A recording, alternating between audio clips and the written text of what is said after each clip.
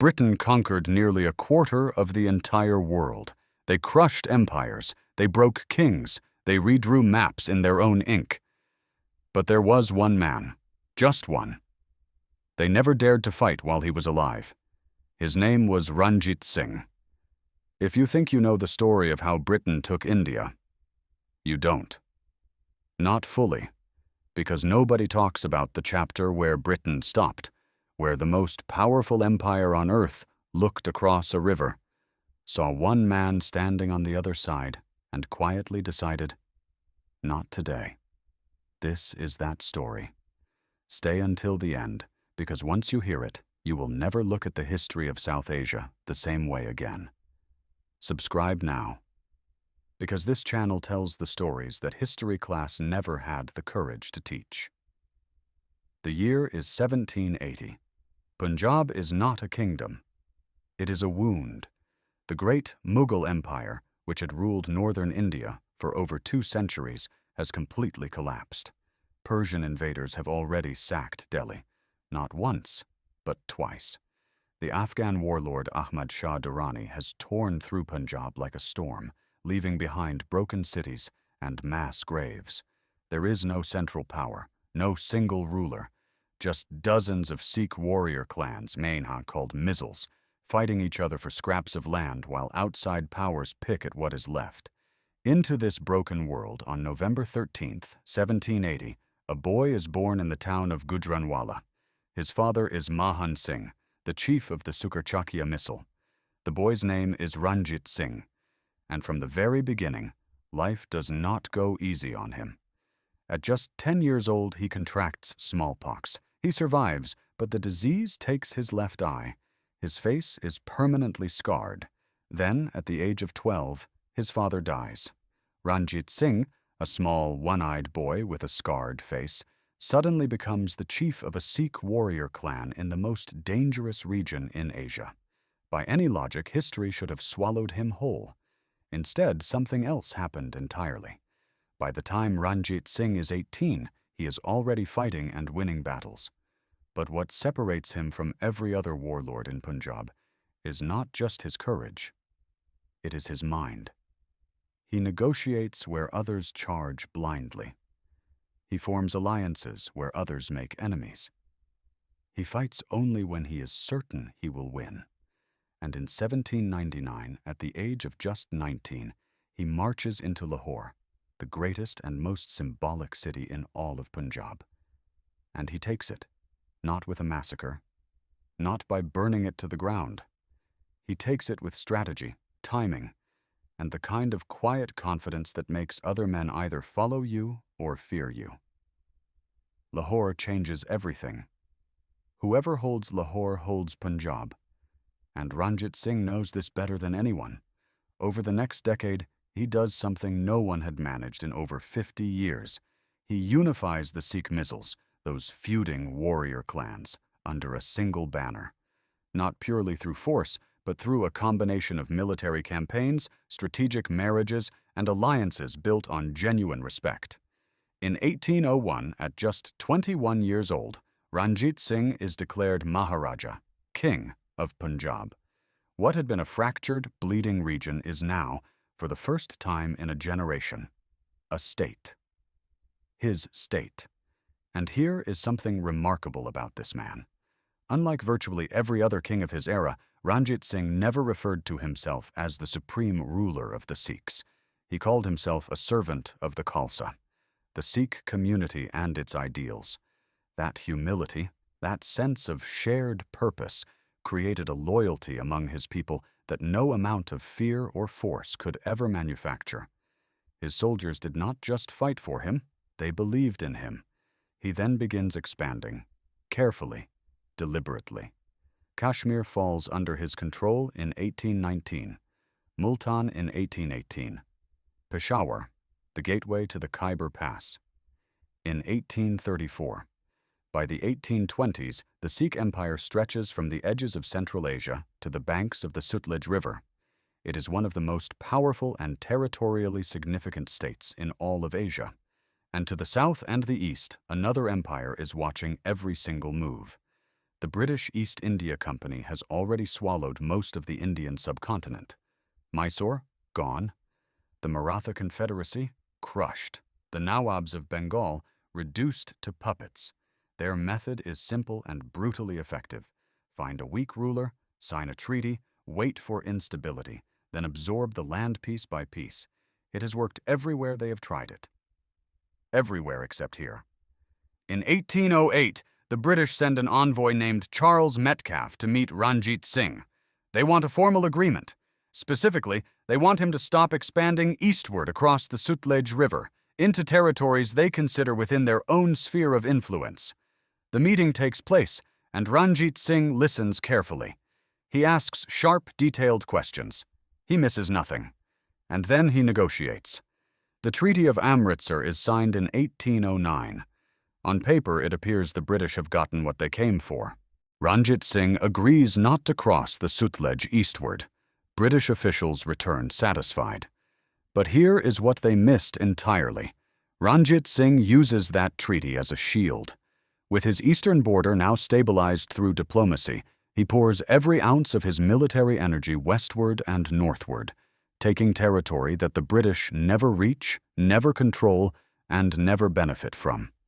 The British thought they had contained him. What they had actually done was free him. He outmaneuvered them diplomatically before anyone even raised a sword, and that was only the beginning of what made him so dangerous in British eyes.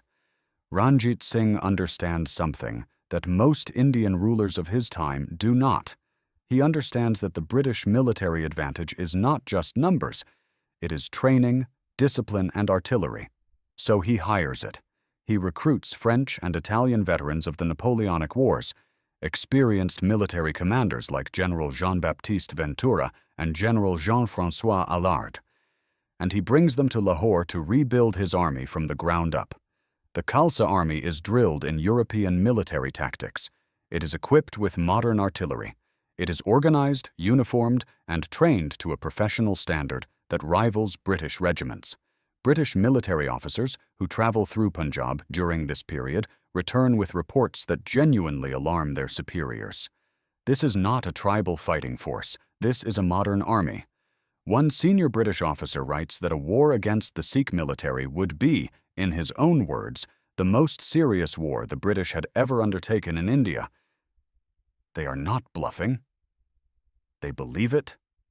And through all of this, the wars, the diplomacy, the empire building, the man himself remains one of the most fascinating figures of his entire era.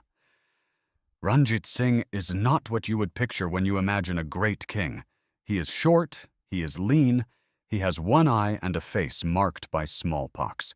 British diplomat William Osborne, who meets him in 1838, writes that a conversation with Ranjit Singh is more mentally demanding than any military engagement, because the Maharaja never stops asking questions, never stops probing, and never forgets a single thing he has been told.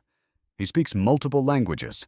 He manages the full complexity of his empire, its military logistics, its diplomatic relationships, its trade networks, its internal politics, entirely from memory. Because Ranjit Singh never learns to read or write, he is functionally illiterate for his entire life, and yet he runs one of the most sophisticated states in Asia without ever putting a word on paper himself. That fact alone should make your jaw drop.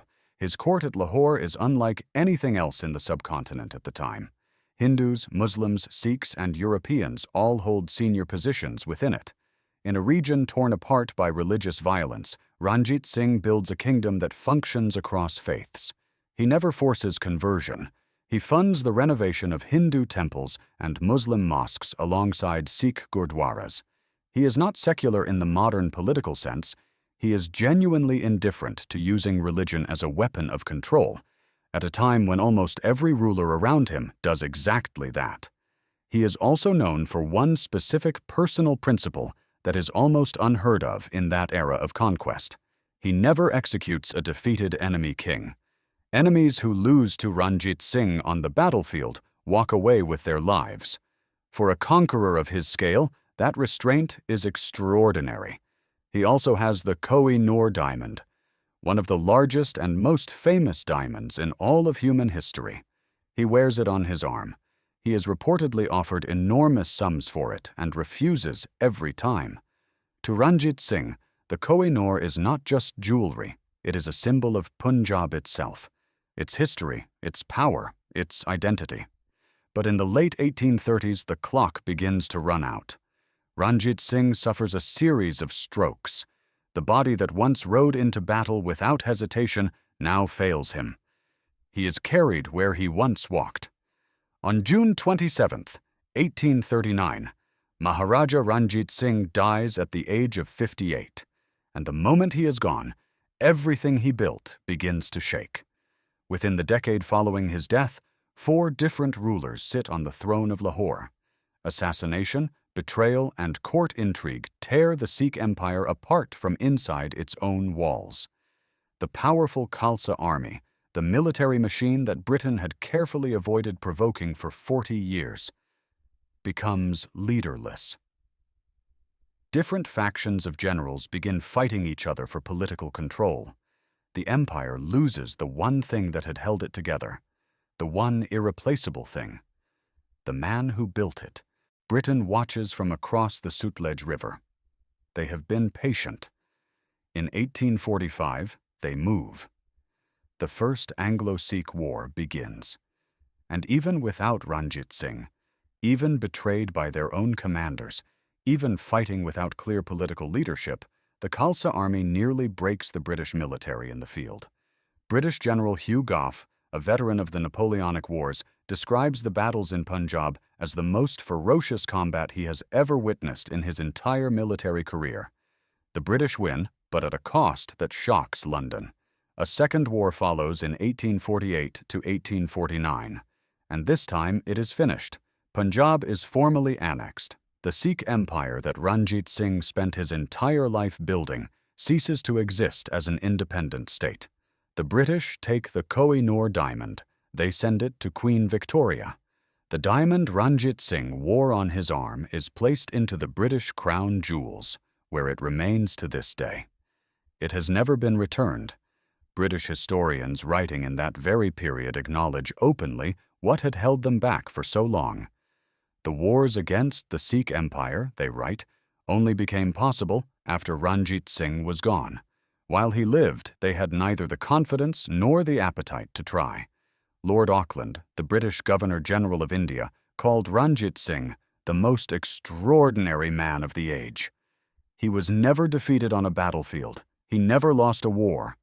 In 4 decades of ruling one of the most contested and dangerous regions on earth, he expanded his empire in every direction, modernized his military, maintained internal peace across religious lines, and kept the most powerful colonial force in human history on the other side of a river through sheer diplomatic and military credibility.